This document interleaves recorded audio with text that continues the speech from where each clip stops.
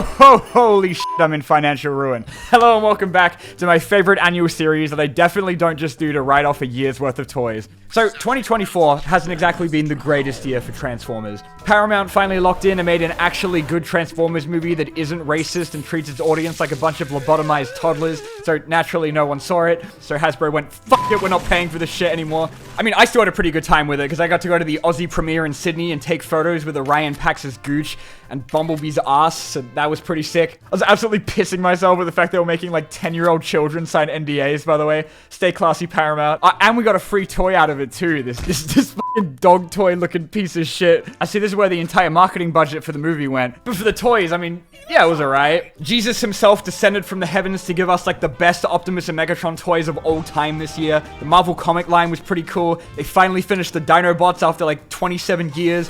Tidal Wave was pretty sick, even if the shit costs like $300 and still doesn't come with a mini-con. There's been a lot of love for second-party companies this year, like YOLO Park and Blockies, who sent me about 150 kilos of free shit, so I have absolutely no bias toward them whatsoever. Most of the shit this year has been super good, like, don't get me wrong. It's just been, like, kind of quiet, I guess. Like, the main toy line at the moment, Legacy United, had, like, maybe the most goated first wave of all time, and then just kind of devolved into more of the same. More corpses, more repaints, and rocks. But Legacy's finally wrapping up this year after giving us like 3 years of peak to get ready for next year's Age of the Primes line. That's just Legacy again, but with a shittier logo. After 2 years of absolutely nothing, Studio Series finally gave the starving Michael Bay fans their one single toy for the year. There was no HasLab this year either, because that shit's taking until 2025, which is kind of good actually, because it gives me more time to get my meth empire up and running to recover from committing financial suicide. We're barely like even getting leaks anymore. Like the coolest thing we got this year was when some dude leaked the new Studio Series Optimus Prime with him playing a freaking piano, which was pretty sick actually. And I mean, like, I do prefer hearing about this shit officially instead of like in the form of some decapitated malformed prototype, but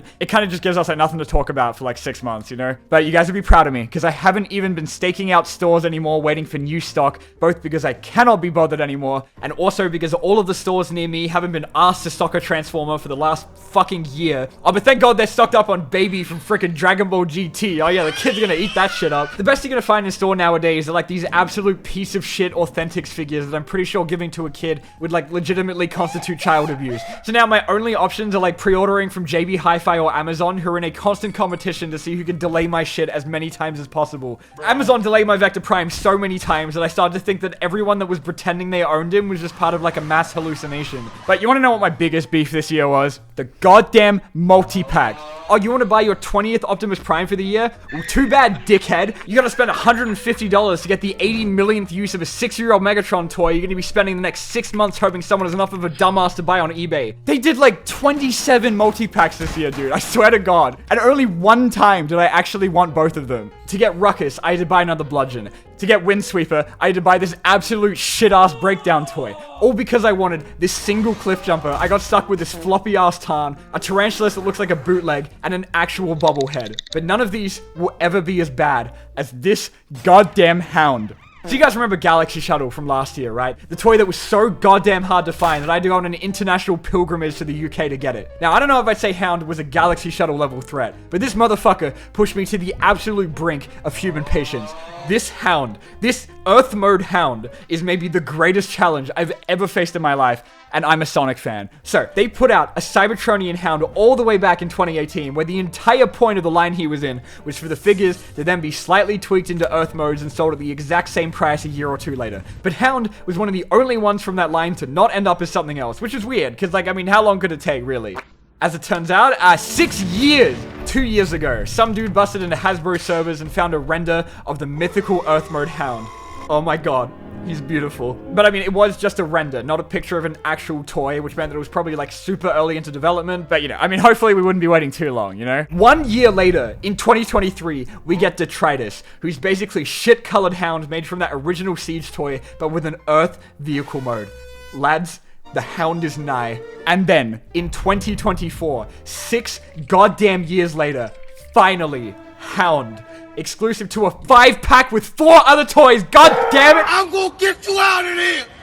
I'm gonna do everything it takes! And how much was this multi-pack? Oh yeah, you know, $250. And no, you can't buy Hound by himself. You can buy Diarrhea Hound. This random-ass character that literally no one cares about is widely available to buy in the main line. But if you want the guy that's actually a fucking main character, you have to buy these 4 other 3-year-old toys. And yeah, I mean, like, okay, turns out all of them were actually kind of cool, and I'm glad I own them now. But, like, that's not the point, okay? But let's assume that each of these should be, like, 39 bucks at most, because that's, like, their actual price when they're not being price gouged to hell, okay? That's still only, like, $195. That is a $55 price difference. That's like 17 Big Macs, dude. So I thought, okay, it's already been 6 years. I can wait a couple months for it to go on sale, all right? 2 months later, it does not go on sale. But then, Zavvi, the world's least reliable UK retailer, puts it up for $218. And on top of that, they're also saying it's going to come out 4 months earlier in March.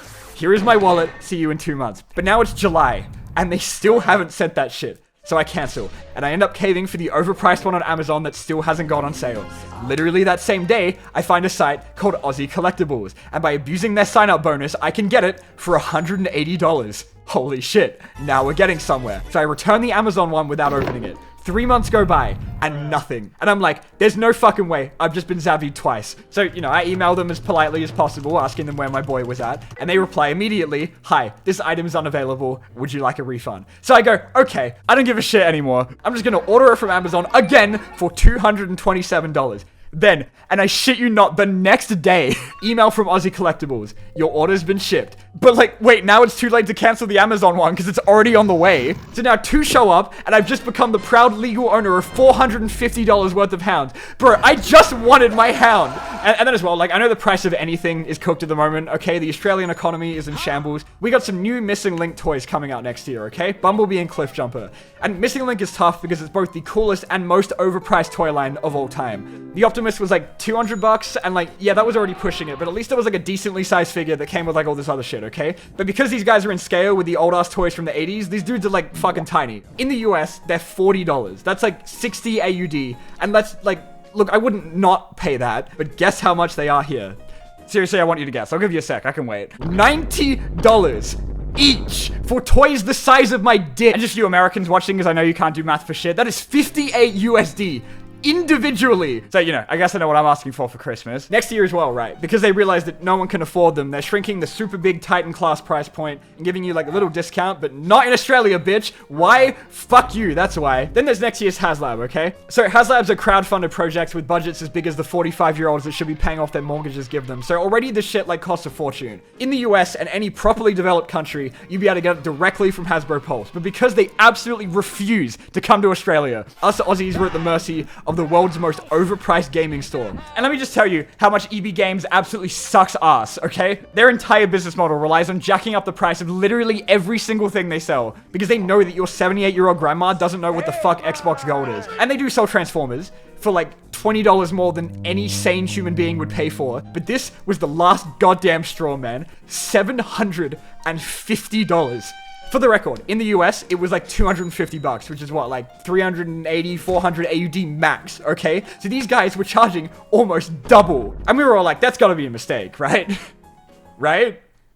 Right? So then people started reaching out to Hasbro to be like, what the fuck? And they basically said that like retailers can charge whatever the hell they want. Lamau, unlucky. But then EB Games came back and they were like, nah, they were the ones that were trying to bankrupt their entire customer base. Bro, I don't care whose fault it is, okay? Because in the end, it was cheaper for me to import it from a foreign country and tank both the conversion fees and international shipping to still have it be cheaper by $200. And again, I know it could always be Lego charging $150 for a throne room and like 3 minifigs, but still, bruh. Anyway, how about we take a quick break from bitching about toys to 7-year-olds to talk about something I did that was actually a positive experience this year. So I didn't go on an overseas crusade to get a single guy like I did last year, but I did go on a Japan trip with some friends this year, where we spent a whole week putting on 50 kilos and acting like 5-year-old children.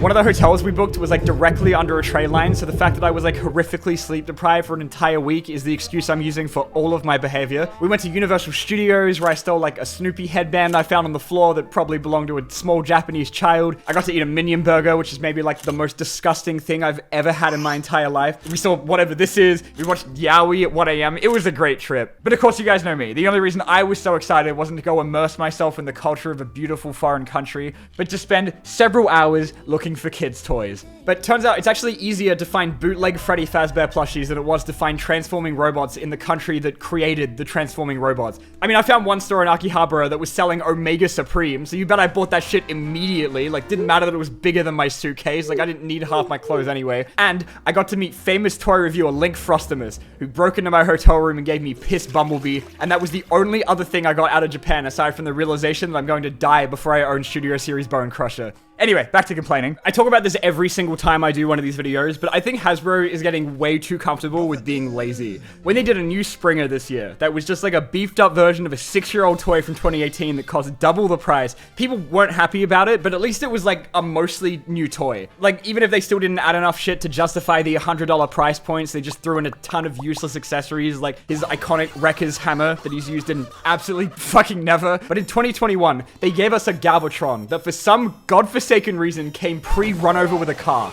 And I have a full-on conspiracy theory that they only did it so they could release it again a year later without all the shit on it, because they know that people would have already bought it, which they did, and which I did. But, sir, a third Galvatron just hit the toy line, because next year, they're doing another Galvatron, but this time he's now the purple that he should have been the entire goddamn time. Like, okay, maybe I'm being a cynical asshole, but like, to me, it's like they're doing these intentional inaccuracies so they can do multiple releases that get progressively more how like they're supposed to look in the first place, that they only get away with because they know people like me are impatient as hell. And if it was just like one time, I'd be like, okay, whatever. But nah, they did the same shit with Blaster in the same line where they made his son eject out of clear plastic that literally nobody asked for, which they definitely only did so they could redo it in the proper colors a couple years later. They did a better Leo Convoy, they did a better Metal Hawk, they put out a better Thundertron not even a couple months after they put out the first one. Even the new Transformers 1 Prime and Megatron they did for Studio Series both look like they've been exposed to about 15 years of cigarette smoke, because you know for a fact that they're gonna put out proper versions of this shit in like a month, and I will buy them anyway because I have zero self-respect. Speaking of Optimus Primes, this year was like the 40th anniversary for the brand, so they celebrated by making 40 million Optimus Primes. Because like just this year, they've given us like an $180 Studio Series Optimus Prime, an Animated Prime, Devastation Prime, Reactivate Prime, Police Brutality Optimus Prime, Missing Link Prime for broke people, a reissue of the toy that Missing Link is a remake of that costs almost the same amount for some reason, NASA Optimus Prime, 15 reissues of 10-year-old toys of Optimus Prime, a recolor of said 5-year-old toy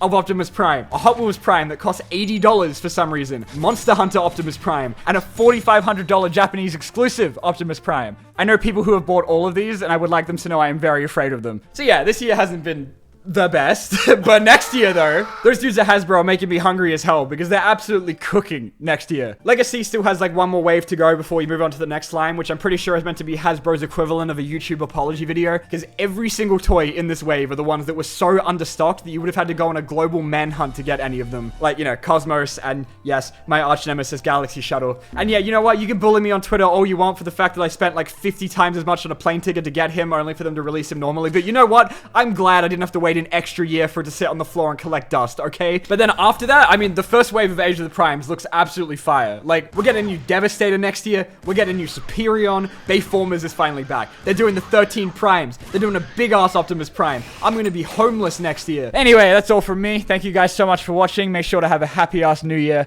and I will see you all in 2025. Hopefully.